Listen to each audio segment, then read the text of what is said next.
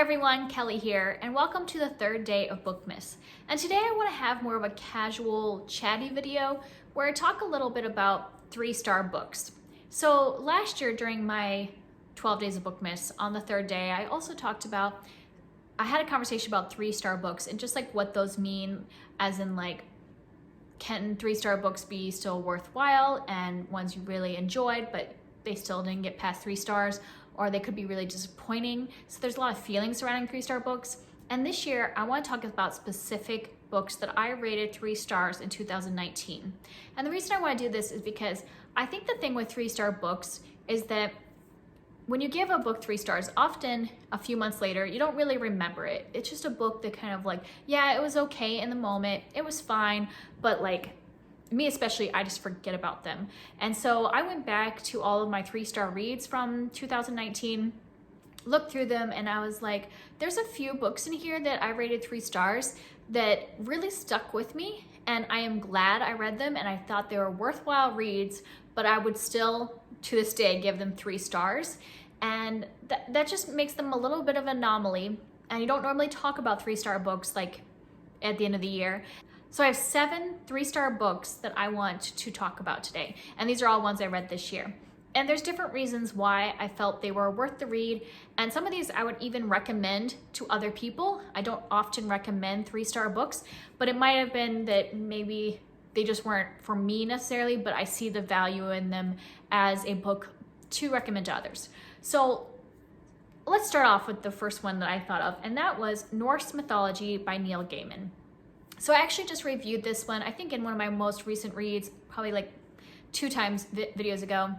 And so you've heard me talk about it. And this is just a book that is just telling the Norse mythology stories. So he's not like retelling or creating anything new. He's just taking the myths and writing them in his own words. And I found this to be a worthwhile book because I've never read any of the Norse myths. The only thing I know about Norse mythology is what I've learned from Marvel movies, which is pretty sad. But I've just never been somebody that reads a lot of myths. But I do find some of those stories really interesting. And so when I was reading the stories by Neil Gaiman, I found they were funny. I thought they were a lot of them were really interesting in the way the characters interacted with each other and the way the gods acted and contradicted themselves in their way they acted with each other or reacted to a situation. And then also being myths, they a lot of times have like a overarching theme you're supposed to get from the stories because they're stories that were passed down from generations to generation. And I thought that made them really worthwhile reading because now I have this background in the Norse myths. But I didn't necessarily completely love my experience reading them. I thought some of the myths he picked were kind of boring. I really didn't like the beginning ones where he kind of talked about like kind of the creation of the world through Norse mythology and stuff like that. And some of them just weren't that interesting, but then some of them were. So that's why it almost feels like when you rate a short story collection and you like half of the stories and you don't like the other half, you still give it 3 stars, but you enjoy the ones you did like. That's how I feel about this book. I think it was a worthwhile read to get that background in the Norse mythology. Some of them are really good and really funny, and actually would probably reread some of the myths, but I wouldn't read this whole book again. But I would recommend it if you want to get a little more background on the Norse myths, or you just really like Neil Gaiman's writing, because the way he wrote these characters is pretty funny, especially Loki. Just was cracking me up. Next is kind of a funny one, and that is The First Horror by R.L. Stine. And I had read this, I believe, during middle grade March this year. And the reason I did that was because I wanted to read some of the books that I loved when I was in middle grade and see how they held up. And I loved R.L. Stine when I was in middle grade. And so I just picked one to read. I think I picked a good one because I actually read one other R.L. Stine book and DNF'd it and hated it. So I think this one was a good one. It wasn't any more than 3-star. I think his books are very cheesy. I mean, they were written in like the 90s or 80s, and they show that they're written in, but this one was so fun. It was basically kind of like a ghost story. It's about this family with 2 daughters that moves.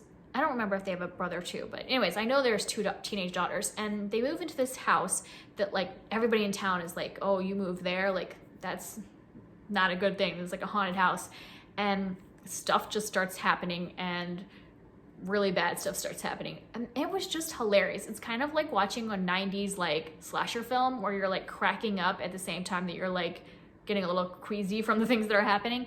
So yeah, it was totally cheesy, but I had a blast. And I think that that's like one of the things about 3-star books. Sometimes you can just have a lot of fun with a 3-star book and not really think about it again. But this one, because it's tied to my childhood, I'm still thinking about it and how much fun it was. So if you are a kid from the 80s and 90s, I would suggest picking this one up.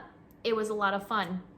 Next, I want to talk about The Professor and the Madman by Simon Winchester. And this is a nonfiction book about the creating of the first Oxford English Dictionary, and it takes place in the 1800s. And I just found it fascinating in certain parts, the whole like way that the dictionary came about, and just that whole concept of, you know, that like he was talking about how like when Shakespeare was writing, there was no dictionary or other like reference section. So, you know, sometimes he was probably using words in an incorrect way, but maybe then changed the course of the way that word was used in the future because he was such an influential writer. And so it just fascinates me to think about like times before dictionaries and then like how they created this dictionary. Basically, they just had a bunch of volunteers read a ton of books, like all from the past, you know, like current books, but then like books from like as far back as they could go, and just like write down every word that they came by and how it fit in the sentence and all that stuff. And it was just fascinating to think about all these people contributing to this dictionary that we can just pull up our phone and look up the definition of a word. And so I found that part so fascinating. But then on the other side, some of this part of this book was so boring because it also, other than just the creation of the dictionary, it focused on 2 men, one who was like kind of heading the like creation of the dictionary, and then another man who was one of the volunteers sending in a ton of words. Like he was one of the top volunteers that sent in the most words, and he turned out to be a madman living in an asylum and he had killed somebody. And so like a lot of it was their backstories, and you would think that that would be a little more interesting because this man is a murderer and is living in an asylum. But no, I felt like their stories were really boring. And I just wanted to learn more about the dictionary, which sounds really weird, but maybe other people would like the like biography section more. But I just thought this book was worth reading for even just the like dictionary parts. So I would still say that even though half of this book bored me to tears and the other half was super fascinating, I felt like this was a worthwhile read. I got a lot out of reading this book, and I would recommend it to others. The next book I want to talk about is Awaiting Dawn, The Story of Aveline by Cornwell and Williams. This is a self-published book by 2 authors that are cousins, and I think that even to this day, I am the only person that has rated and reviewed this book on Goodreads. And I just want to talk about it more because even though I gave it 3 stars, and I think it deserves 3 stars, I think that more people should be reading it and supporting this author duo because I think they have a lot of potential to do something great. And this book, even though I gave it 3 stars, has really stood with me, even though I think I read it like around February or March, and it has stuck with me, some of the things from here. And what this is a story about a princess named Aveline who her kingdom is taken over by some, you know, like a king from a separate kingdom. And, you know, her parents are killed. She's kind of like on the run, and she gets captured and brought back to her kingdom to live as a prisoner. So she's kind of used as a pawn to like pacify the people, but she's not actually able to rule her kingdom. You know, this bad guy is doing it.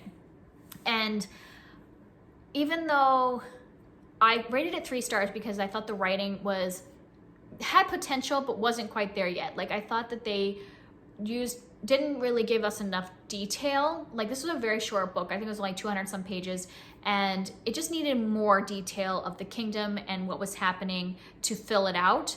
But like the plot that was happening really fascinated me because they explored some things that don't always get explored. Like this starts off in kind of like YA range, like she's in her teens, but then it covers several years. So she goes into like childbearing age and like marriage age and all that stuff, and falls in love and loses, you know, people in her life and all stuff. And they tackle some really hard topics in a very short book. I think that if this had been drawn out and like actually become maybe even like a trilogy, that it would be so excellent. Because some of these things, there was like miscarriages talked about in this, and like past love, and like, you know, having feelings for somebody that is keeping like that you never really meant to have feelings for. You know, just a lot of things explored that I thought was pushing the boundaries, that was some stuff that you don't normally see in like YA or new adult fantasy. So I really enjoyed those aspects, and I think that I would like more people to support this group of authors, because this author duo, because I think that they could do amazing things if they gave more detail to their world. So check that book out if you would like to support an independent author duo. Next, I want to talk about Dead Wake, The Crossing of the Lusitania by Erik Larson. And this is another nonfiction book. I found that I actually had like several nonfiction books that came up when I was thinking about this topic. And the reason is because sometimes nonfiction books can be dry and have too much detail for me to like really like love them and be them 5 stars, but I can get some really great information out of them, and so they're still worthwhile to read. And that's what this one was for me.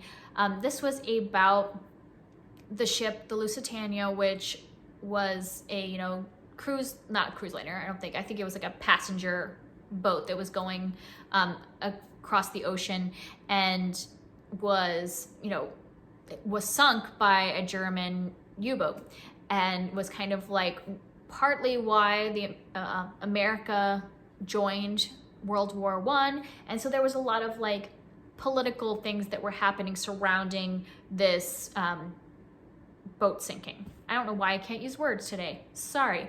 But yeah, and the problem I had with this book is that it was so detail heavy. Like Erik Larson really does his research and put every single little detail in there, and some of it I just didn't really care about. Like he was talking about, like he would be talking about this kid and like the color of the buttons on the jacket the kid wore, and I'm like, I know you're supposed to be sympathizing that this is a child that's probably going to die because most of the people on this boat died, and so I should be caring more, but I'm like, I really don't care what color his buttons are and every single article of clothing he was wearing when the boat sunk. Like, so it was just a little too much for me, but there was so much like good stuff in here. Like, just, I'm not the best at history and knowing like what happens, and so when I can read these books that are about a really important moment in history but find some really interesting parts that are going on, I just really enjoy books like that, that I feel like now I know a little more about the history around this event, and I really enjoyed it. The audiobook is amazing. If I could just rate it by the audiobook, I would have rated it higher, because it's narrated by Scott Brick, who is one of my favorite narrators. He narrates a lot of Erik Larson's books, so I would highly suggest checking out the audiobook for this. There's also an abridged version. I don't normally recommend the abridged version, but maybe it would be better just because it might take out some of those like over details that I didn't really care about. My daughter just woke up, so the angle might have changed a little bit. But the next one I want to talk about is Dark Triumph by Robin LaFavors. And this is actually the second book in a trilogy, his Fair Assassin trilogy. And I've only read the first 2 books, and I'm not going to continue the series. But I'm glad I read this second book. I felt like both book 1 and book 2 were 3-star books, but I liked book 2 more because of the romance. So this is a series about these nuns who are assassins. So they're like worshiping the god of death, and they're like his instruments to like kill the people that are chosen by the god of death, basically. And each book we follow a different person. And I didn't really like the first book, and then I continued because I liked the character Sabella. She's a side character in the first book, and I really wanted to follow her perspective. And I loved her romance between her and well, I shouldn't tell you who it is, just in case, because this character also shows up in the first book, so I don't want to spoil who it is. But her romance was so good. I just loved their relationship. I love the way that it developed over the book. It was kind of slow and just really great and caring, and I just enjoyed them because they're both really like broken characters, and just the way they support each other and came together. But overall, I don't really like the series, but I would like to just read the parts with them in it over again of that book, because I didn't really like the book as a whole necessarily more than 3 stars of enjoyment, but I just loved their relationship. They're probably some of my favorite like couples that I have read this year. So I would, if you more are into like assassin nun kind of stories, maybe you would enjoy this more and get more out of it, but definitely read book 2. You have to read the first book first because of the storyline, but get at least to book 2 if you aren't planning on continuing the series, because I would say the romance is worth it. And then the last book I want to talk about is one I just actually reviewed, so you probably saw it like a week or 2 ago, and that's My Grandmother Asked Me to Tell You She's Sorry by Frederick Bachman. And this book took me a long time to read. I started it in March of 2019 and finished it 2 weeks ago. And so I didn't like love this book. So it definitely was like 3 stars because it didn't compel me. But the second half of the book really made it worth the read, because it's just about this girl who her grandmother is her best friend, and her grandmother sends her kind of on this mission to give apology letters to all these people in her life, and she learns kind of her grandmother's backstory and how all these people really relate to each other and to Elsa the girl, and it's just her really discovering a lot about her world and her grandmother's past. And I think the first half I had a hard time. I had a hard time with it. I wasn't connecting to how the story was written, but then I really did appreciate it by the end on how Frederick Bachman brought it all together, really made each of these characters so distinct. And so it made me really appreciate his writing and make me want to read other things by him. But I think this one will always be like my least favorite of his books, hopefully, because I just didn't love it, but it does make me want to read more of his. And I do think it turned out to be a worthwhile read in the end, even though I only gave it 3 stars. So that's it. Those are the 7 books that I rated 3 stars this year, but that I really do think were worth the read and I would recommend to other people for the reasons I talked about. So I just find this an interesting topic, talking about 3-star reads. If you would like to talk about any 3-star reads that you thought were worth the read, put them down below. I'd love to hear kind of like the pros and cons, because 3-star books are just fun to talk about, in the fact that like you can get a little picking apart of things where sometimes you might not get some of those pros and cons in a 5-star book or a 1-star book. You don't get a lot of the extended talking about it. So love to hear that from you down below, and I'll see you tomorrow. Bye.